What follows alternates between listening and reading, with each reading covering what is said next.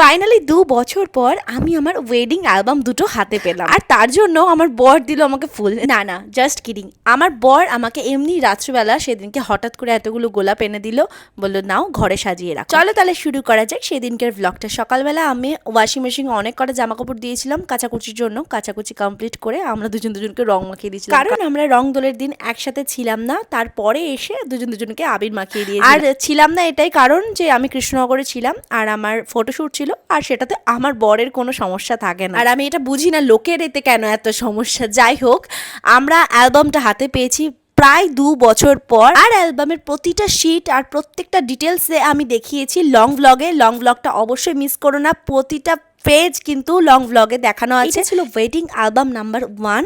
এটা ছিল রিসেপশনের অ্যালবামটা, মানে আমার শ্বশুরবাড়ির যে অ্যালবামটা ওখানেই থাকবে, সেই অ্যালবামটার পুরো ডিটেলসে কিন্তু আমি সবটা দেখিয়েছি ওই লং ব্লগ। এই ভিডিওর নিচে কিন্তু আমি শেয়ার করে দিয়েছি লং ব্লগের লিঙ্কটা, জাস্ট ট্যাপ করো আর দেখে নাও আমার অ্যালবামটা কেমন হয়েছে। অবশ্যই কিন্তু কমেন্ট করে জানিও। চলো তাহলে দেখা হচ্ছে অন্য একটা ভিডিওতে। চলো বাই।